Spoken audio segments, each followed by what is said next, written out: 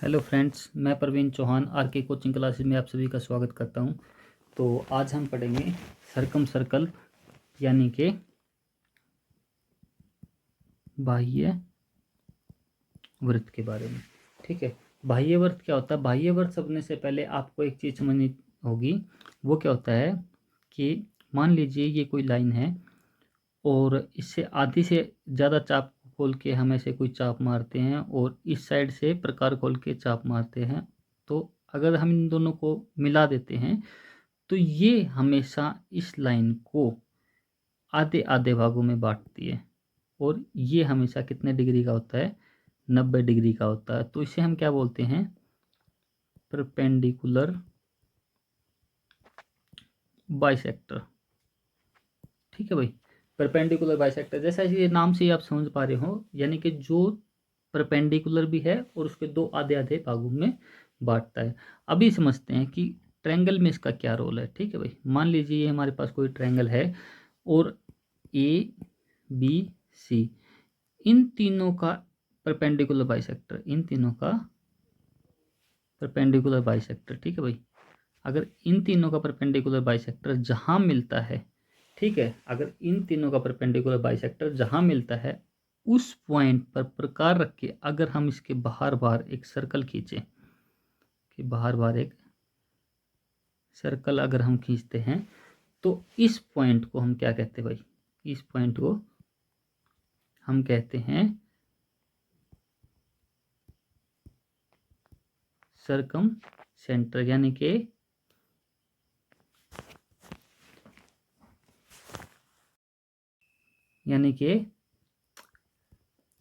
Pre केंद्र। ठीक है भाई, और जो ये बाहर जो ये सर्कल बना इसको हम कहते हैं सरकम सर्कल, यानी कि प्री वृत्त।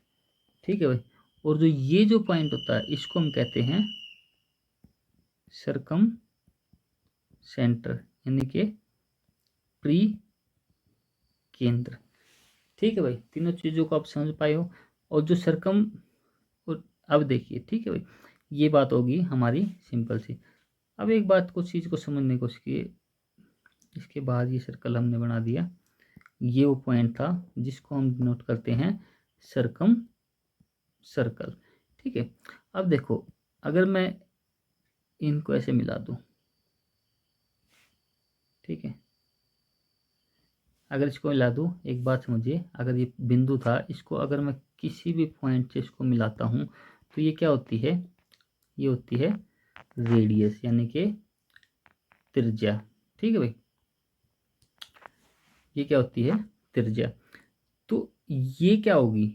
इसको हम नाम देते हैं, जैसे हमने इन रेडियस यानी कि अंत्य त्रिज्या नाम दी थी, इसीलिए इसको भी हम क्या बोलते हैं? प्री त्रिज्या, यानी कि सरकम रेडियस। ठीक है भाई, ये क्या होती है? ये होती है सरकम रेडियस। अब एक बात बताओ, जैसे कि हमने जब पढ़ा था इन रेडियस के बारे में, ठीक है, जब हमने इन रेडियस के बारे में पढ़ा था तो इन रेडियस क्या था कि सर किसी भी ट्रायंगल के अंदर कोई सर्कल बनता था तो इस पॉइंट से हमेशा किसकी दूरी बराबर होती थी? उसकी तीनों साइड की दूरी बराबर होती थी। लेकिन यहाँ पे क्या है? यहाँ पे इस पॉइंट की किससे दूरी बराबर है? क्योंकि ये रेडियस है, ये भी रेडियस है और ये भी रेडियस है, तो इसकी इसके वर्टिसिस से दूरी हमेशा बराबर होगी। वर्टिसिस यानी कि शीर्ष बिंदु, शीर्ष बिंदु। ठीक है, यानी कि अगर ये कोई भी ट्रायंगल है तो इसके ये जो पॉइंट होते हैं इन्हें हम क्या बोलते हैं? वर्टिसेस या शीर्ष बिंदु। ठीक है, अगर आपको से अगर क्वेश्चन पूछा जाए कि जैसे कि हमने पिछले एक वीडियो में भी किया था कि वह कौन सा बिंदु होता है, वह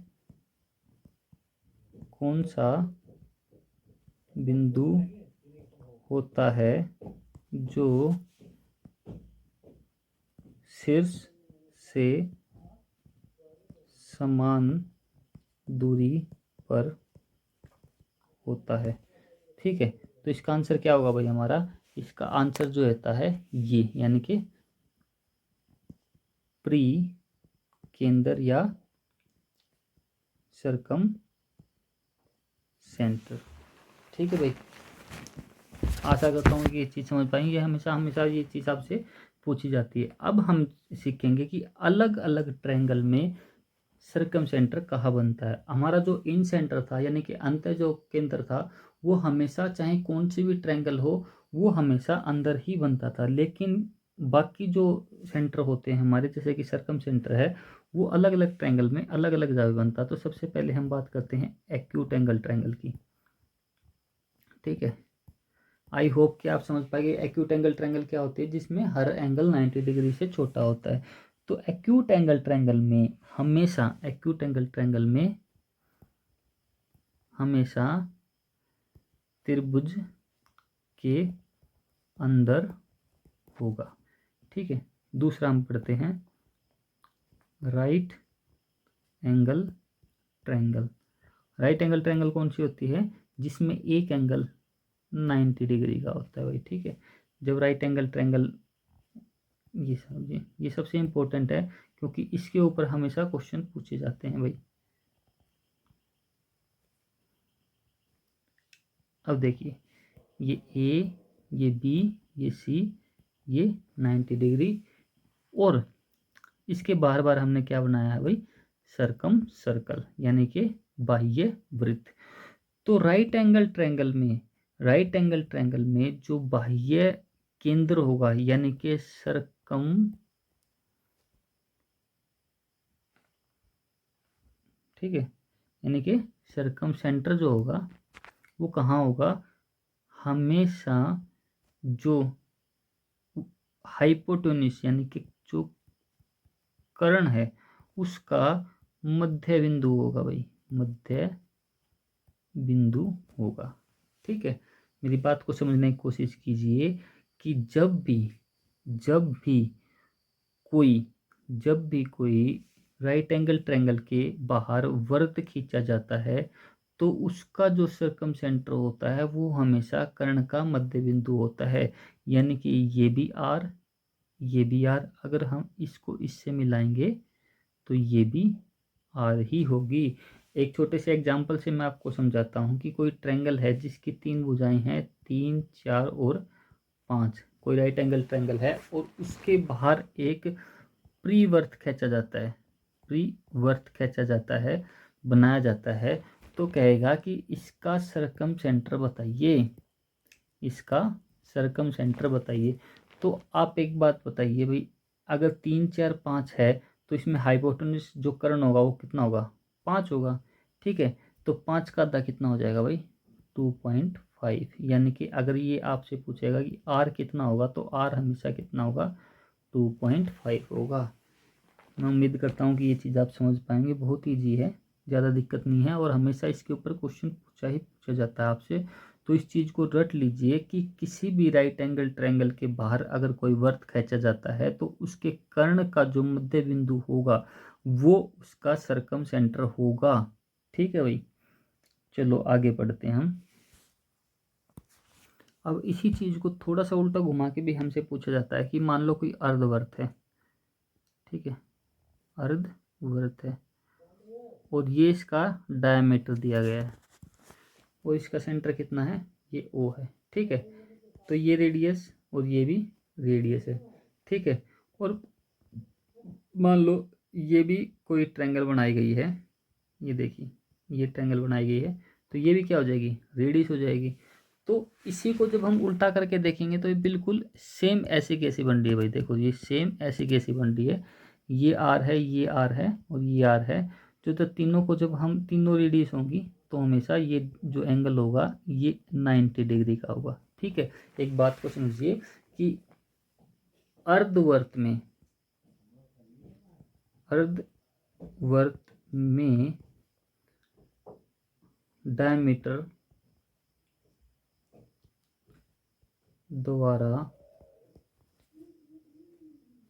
बनाया गया कोण हमेशा 90 डिग्री का होगा। ठीक है, 90 डिग्री का होगा। और इसका उल्टा सेम ये होता है कि अगर एक एंगल 90 डिग्री का होगा तो उसके कर्ण का मध्य बिंदु उसका हमेशा क्या होगा, सर्कम सेंटर होगा। अब बात करते हैं ओब्ट्यूज ट्रायंगल की। ओब्ट्यूज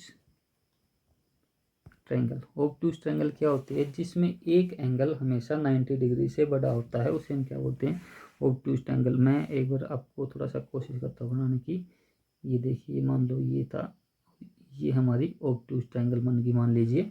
ठीक है, तो अगर इसका हम बनाएंगे सर्कम सेंटर, देखो इसका हाफ, इसका हाफ और इसका हाफ। ठीक है, तो ये पॉइंट जब इसको हम मिलाएंगे तो ये कुछ ऐसा सा बनेगा। ठीक है, एक्यूरेट मैं इसका चित्र नहीं बना पा रहा हूँ, लेकिन जो मेन इसमें कुछ भी ज़्यादा सीखने की नहीं है, सिर्फ बात ये इसमें सीखने की, डायरेक्ट आपसे क्वेश्चन पूछा जा सकता है, ये एक्चुअली यहाँ पे मिलेंगे। ठीक है, ये पूछा जा सकता है कि ऑब्ट्यूज ट्रायंगल में सर्कम सेंटर कहाँ बनता है, तो वो कर्ण के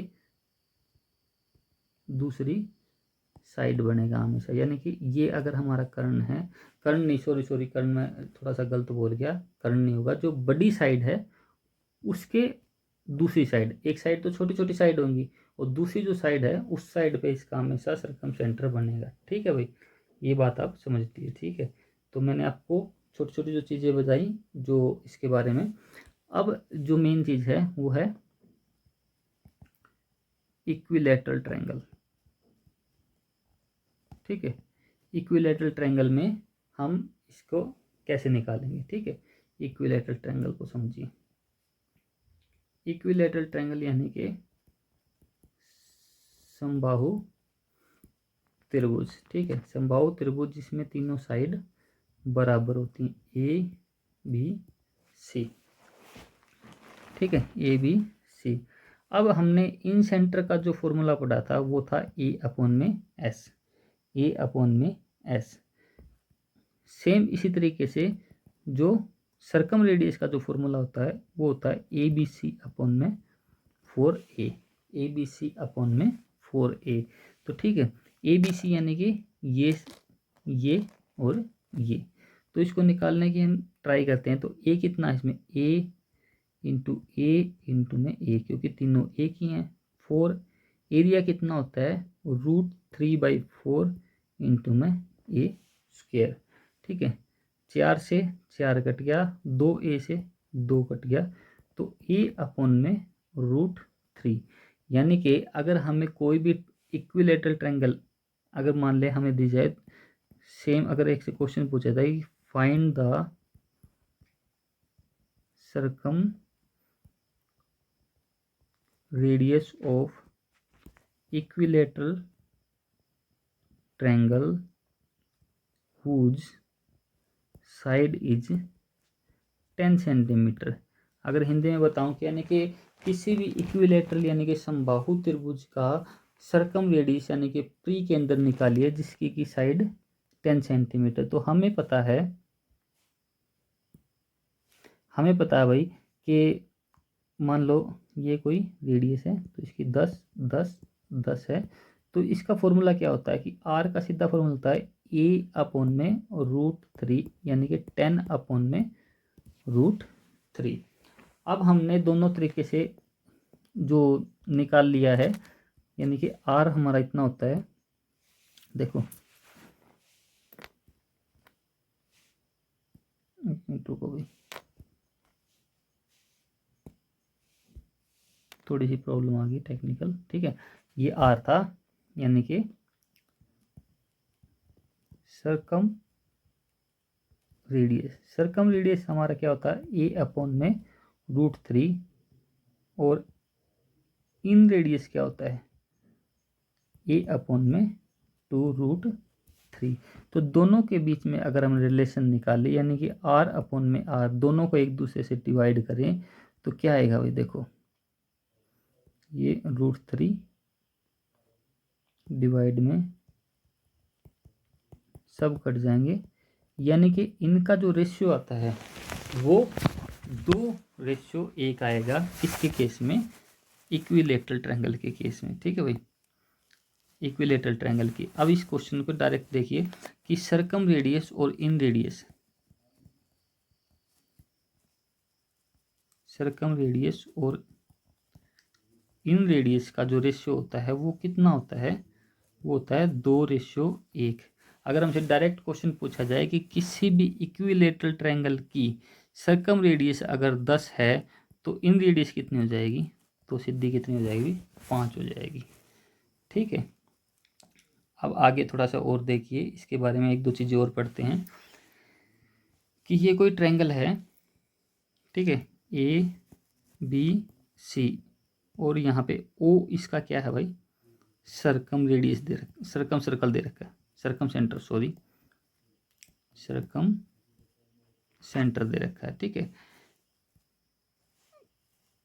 तो इसकी डायरेक्ट एक प्रॉपर्टी होती है कि BOC जो होता है, टू ऑफ एंगल BAC, यानी कि ये जो एंगल होगा ये इसका हमेशा डबल होगा, यानी कि ये x है तो ये 2x होगा, अगर ये y है तो ये 2y होगा, अगर ये z है तो ये 2z होगा। ये भी, इसके ऊपर भी डायरेक्ट आपसे क्वेश्चन पूछा जाएगा कि मान लो ये कोई ट्रायंगल आपको दे दी जाएगी और बोल देगा कि O उसका ABC, O उसका सर्कम सर्कल है, अगर ये एंगल 50 है तो आपसे पूछ लेगा कि ये एंगल कितना होगा। ठीक है भाई, सिंपल सी बात है, तो ये एंगल कितना हो जाएगा, 25 हो जाएगा। अब देखिए जो मोस्ट इम्पोर्टेंट चीज़ है कि ये है हमारे पास कोई ट्रायंगल है, ठीक है, जब इसका एक तो हम जब बनाएंगे ये जो है इसको हम बोलेंगे इन सर्कल, और एक इसके हम बाहर से सर्कल खींचते हैं, इसको हम क्या बोलते हैं, सर्कम सर्कल। ठीक है भाई, दोनों चीज़ों को समझ गए। तो जब इनके सेंटर बनते हैं, मैं इसको एक बार रफ कर देता हूँ दोनों को, ठीक है, जो इसके सेंटर बनते हैं, ठीक है, ये होगा आई, यानी कि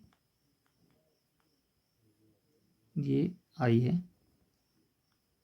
ठीक है, और ये कहीं पे हमारा मिलेगा, जो ये जो पॉइंट होगा ये होगा सर्कम सेंटर। ठीक है, इसको हम ओ से डिनोट कर लेते हैं। तो एक चीज आप समझिए कि जब इक्विलैटरल ट्रायंगल होगी, इक्विलैटरल अगर ट्रायंगल होगी तो उसका सर्कम सेंटर और इन सेंटर एक ही पॉइंट होगा। आगे मैं आपको ऑर्थो सेंटर भी पढ़ाऊंगा, ठीक है, वो सेंट्रोइड भी पढ़ाऊंगा, यानी कि ये चारों पॉइंट अगर इक्विलेटरल ट्रायंगल है तो एक ही होंगे, लेकिन अलग कोई दूसरी ट्रायंगल है तो इनके बीच में कुछ डिस्टेंस होती है, और उस डिस्टेंस को जो निकालने का फॉर्मूला होता है वो होता है r² माइनस में 2r। ठीक है, ज़्यादा इसमें डीप में जाने की ज़रूरत नहीं है। अगर आपके कहीं पे भी ये क्वेश्चन पूछा जाता है तो आप इसमें डायरेक्ट फॉर्मूला पुट करके इसकी वैल्यू निकाल सकते हैं भाई। ठीक है, चलो हम एक चीज़ निकाल के भी देख लेते हैं इसमें। तो एक क्वेश्चन हमसे कैसे पूछा जाएगा कि मान लीजिए हमारे पास कोई ट्रायंगल है, राइट एंगल ट्रायंगल, ठीक है, जिसकी भुजाएं हैं 3, 4, 5, और वो हमसे पूछा गया है कि उसके इन सेंटर और सर्कम सेंटर, ठीक है, इन सेंटर और सर्कम सेंटर के बीच की डिस्टेंस बताइए। तो एक बात बताओ, अगर 3, 4, 5 है राइट एंगल ट्रायंगल, तो मैंने आपको आर निकालने का तरीका बताया था, वो क्या था कि आधार प्लस में लंब माइनस में कर्ण डिवाइड में 2, तो ये कितना आ जाएगा भाई, ये आ जाएगा 1। और आपको मैंने बताया था कि अगर कोई राइट एंगल ट्रायंगल है तो उसका सर्कम सेंटर उसके हमेशा कर्ण के आधे के बराबर होगा, यानी कि कर्ण इसका कितना है 5, तो इसका सर्कम सेंटर कितना हो जाएगा 2.5। तो इसको डायरेक्ट इस फॉर्मूले में रखते हैं, ठीक है, तो 2.5 का स्क्वायर माइनस में 2 इंटू में आर इंटू में बड़ा आर, ठीक है, तो ये कितना हो जाएगा भाई 6.25 माइनस में 2.5 दूनी 5, तो ये कितनी वैल्यू आ जाएगी 1.25, यानी कि डी की वैल्यू अगर हमसे पूछेगा तो ये 1.25, ये 1.25 क्या आएगा भाई, 1.25 आएगा कि जो दो सेंटर बनेंगे इन सेंटर और सरकम सेंटर, उन दोनों के जो बीच की डिस्टेंस होती है ना, वो हम किस फॉर्मूले से निकालते हैं, इस फॉर्मूले से निकालते हैं। तो आज का मोस्टली अब मैंने आपको सरकम सेंटर के बेसिक के बारे में बताया है, ठीक है। तो आई होप कि आपको ये चीज़ समझ में आएगी। अगर आपको कोई भी अगर डाउट होता है तो आप हमारे नीचे दिए गए टेलीग्राम के लिंक पर हमसे डाउट पूछ सकते हैं। अगर आपको वीडियो पसंद आई है तो इसको लाइक शेयर और सब्सक्राइब करिए, अपने दोस्तों को भी बताइए, ठीक है। और